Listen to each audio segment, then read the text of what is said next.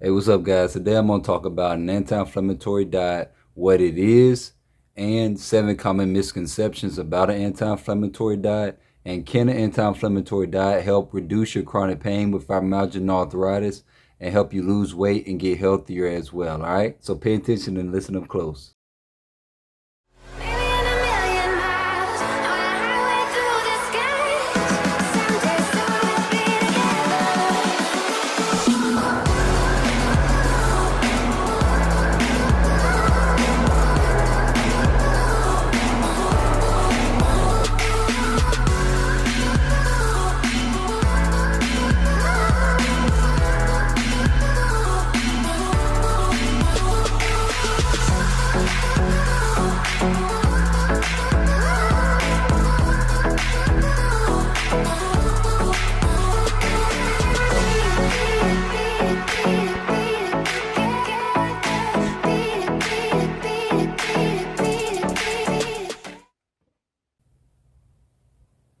All right, what's up, guys? So, like I said, today I'm going to talk about an anti-inflammatory diet, what it is, 7 common misconceptions about an anti-inflammatory diet, and can an anti-inflammatory diet help you really reduce your chronic pain, get you healthier, and lose weight with fibromyalgia and arthritis. All right. Now, before I dive in on this topic, be sure and hit that like, share, and subscribe button so you can get notified when I upload more content to this channel. All right. Now, let's go ahead and dive right in. So, what is an anti-inflammatory diet? All right, so an anti-inflammatory diet is essentially any diet and a list of foods that can decrease the inflammation in your body. Like they basically fight inflammation in your body, decrease it, and help manage your inflammation levels in your body. They keep your inflammation levels down. They prevent you from getting they prevent your body from getting inflamed, so it works for, it's a diet that can prevent inflammation from rising in your body and also decrease inflammation from rising in your body. And there are a list of foods that have anti-inflammatory properties that can help do those things. All right. So that's what an anti-inflammatory diet essentially is. Now, here's 7 common misconceptions that, a lot over the years, people have came to me and they asked me, over the years about these, about 7 things. It's very popular. It's a lot of questions that I get, and it's a lot of the same questions. So what I found over the years is there's 7 common misconceptions about an anti-inflammatory diet. So number one, how many different types of anti-inflammatory diets are there? All right, and the answer is there's 2 different types of anti-inflammatory diets, and that's where a lot of people can get confused because there's two.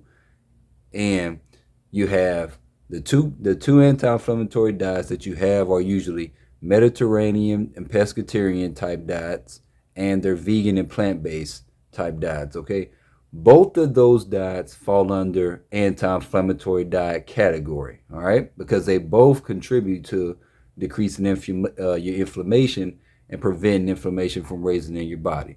All right. Second, is it expensive to eat vegan, plant-based, or pescatarian foods?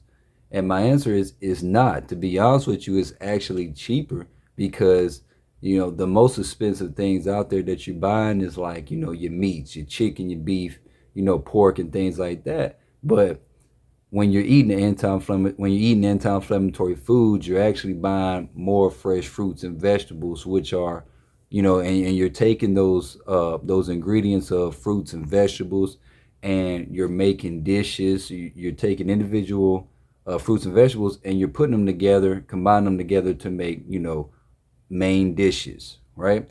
So when you're buying fresh fruits and vegetables, usually those are cheaper than buying a lot of your meat in bulk, because that's where the foods and groceries can get expensive. So you actually come out cheaper especially eating plant-based and vegan foods. That would be the cheapest. The second would be the pescatarian and the Mediterranean type diets, which are, basically your plants, your fruits, vegetables, and then adding some seafoods in there. That's a little bit more expensive because you're adding, a little meat in there. But, essentially they're not, they're actually very cost affordable when it comes to, buying those type of groceries and those type of foods. The third is, can you still get enough protein, omegas, vitamins, minerals, omegas and vitamins and minerals from your foods without consuming dairy, chicken, turkey, beef, or pork? And this is a very important question because a lot of people think that, you have to have chicken, beef, pork, turkey, and dairy for protein and vitamins and, all your nutrients. But that couldn't be farther from the truth because, your proteins really come in, your complete proteins come in your plants, basically your plants, your fruits and your vegetables. Those are actually more higher in protein than your meats. So that's number one. And especially when it comes to complete proteins, because when you're digesting protein from your meats, like your chicken, beef, pork, and dairy, that animal has already digested and used that protein. So basically, you're getting recycled protein that's not as effective as getting the inactive protein that's in the plant form, right? So you get more complete proteins and inactive proteins in the plants that your body can digest and actually use. Um, Secondly, vitamins and minerals and trace minerals are actually higher in plants, fruits, and vegetables, and it's the same concept. You're getting vitamins, minerals, and trace minerals that has not been used, so your body can actually digest and use those nutrients, as opposed to getting it in the dairy, the chicken, beef, and pork. The animal has already used those vitamins, minerals, and trace minerals, so you're getting recycled vitamins, minerals, and trace minerals that your body can't digest and use as much. You're getting leftovers, right? Your leftover nutrients. So in order to get more vitamins, minerals, trace minerals, proteins, and omegas, you have to go to the source. The source is in the plants, and the source is in your fruits, your vegetables, your grains. It's in your plants, all right? Now, uh, another misconception is, are your options limited when going plant-based or vegan or pescatarian? And my answer to that is no, they're not. You can actually cook basically pretty much anything that you can make in an unhealthy way, you can make it in a healthier way. So a lot of people think that, when you eat vegan, plant-based, or pescatarian, when you eat these type of diets, which are anti-inflammatory diets, that you have to give up a lot of things that you like and you enjoy, but you really don't have to. If you like burgers, guess what? You can eat plant-based burgers. If you like chicken, you can get, there's certain combinations of tofu that you can use to make it, to give that vegetable, to give that I'm trying to think of the word for it, to give that, to get that chicken, that chicken taste, that chicken feel and that chicken taste with some sauce with it. You know, Tofu, you can use tofu, you can use mushrooms, you can use beans and things like that. There's different combinations and meat substitutes that you can use to combine ingredients and get that burger or that chicken taste that you want, or those tacos. You like tacos, beef tacos. You can use plant-based crumbles. You can use tofu. You can use so many different things that can satisfy that meat craving that you want and that you desire without giving up, your burgers, your tacos, things like that. So you can actually eat a lot of the things that you enjoy, especially, if you like pastries, your cookies, your cakes.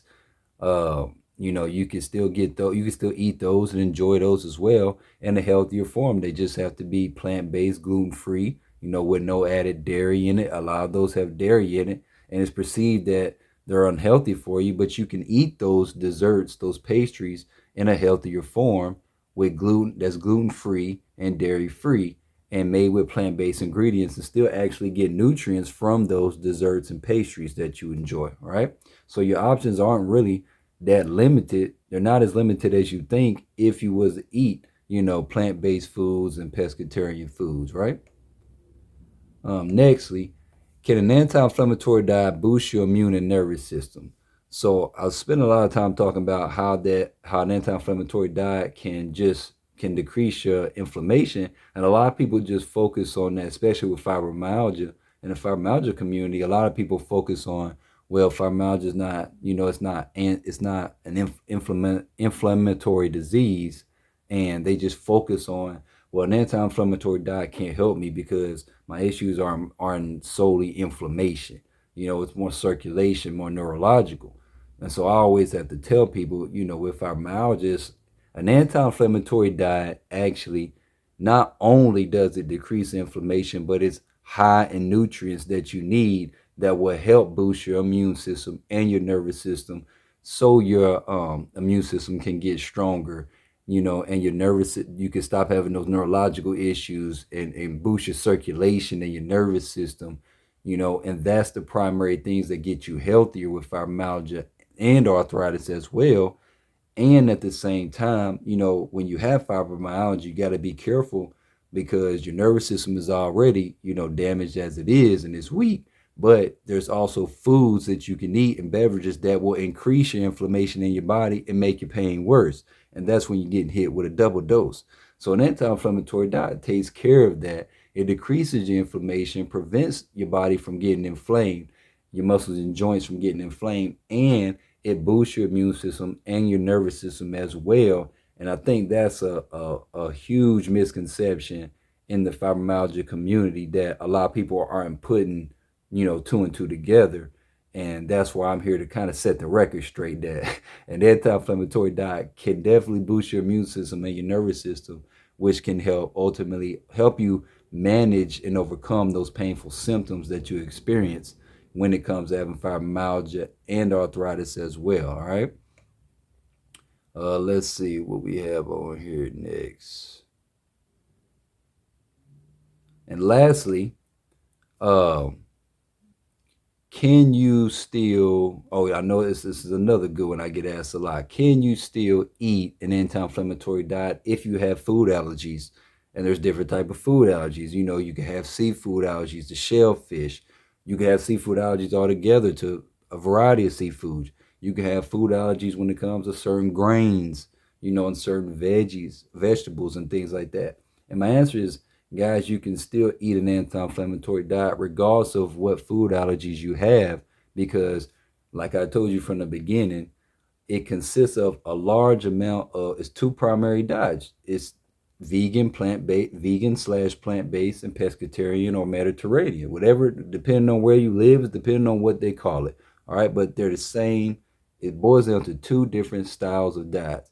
And in those two different styles of diets, there's such a wide variety of fruits, vegetables, grains, seafoods that you can eat. So ultimately, you just have to find you still have plenty of options that you can eat, even if you're allergic to shellfish or grains and things like that. You can still work around that and still eat a healthy anti-inflammatory diet that will help you boost your immune system, boost your nervous system, keep your inflammation levels down, and provide your body with plenty of healthy nutrients so you can get healthy. All right. And ultimately, the last thing that I'm going to address is, can an anti-inflammatory diet reduce your chronic pain with fibromyalgia and arthritis? And if you haven't caught on to the answer by now, the answer is yes, it definitely can, in those ways that I just listed below. But it's all about getting the right nutritional balance in your diet. And you have to know what you're doing. You have to get the right balance right across the board, and all your vitamins, minerals, trace minerals, antioxidants, and your proteins and omegas, right? Now, I did forget to say this. The main reason that an anti-inflammatory diet does decrease your inflammation is because of the antioxidants in it. All right, those antioxidants in an anti-inflammatory diet is high in antioxidants. That helps detox your body. That is the key thing that helps detox your body and decrease your inflammation levels. So I didn't address that at the front end. So I want to make sure you guys understand all the components that are in it. It's high in antioxidants, vitamins, minerals, trace minerals, omegas, proteins, all your nutrients that you need. So it's definitely good for detoxing and inflammation, keeping your inflammation levels down, boosting your circulation, proteins and omegas to help you with your muscular strength, to increase your muscle strength, reduce the pain in your muscles, the pain in your joints as well. An anti-inflammatory diet can ultimately just help you have a better quality of life with fibromyalgia and arthritis. So I want to make sure that you guys really understand that aspect. It can definitely help relieve your chronic pain as long and you can manage it and keep it down for a long period of time as long as you get you get your diet right, you get the nutritional balance right in your diet. All right, that's the main thing. Everything else comes. You want to stretch. It will allow you to stretch more, exercise more, and be more active. And help manage those fibromyalgia and arthritis symptoms so you can have a better quality of life. All right. Now, it also can help you lose weight as well, because a lot of those foods that are listed, in the anti-inflammatory diet, they're low in calorie. They're not high in calories, you know. So if you want to lose weight, it's a great diet to help you lose weight as well.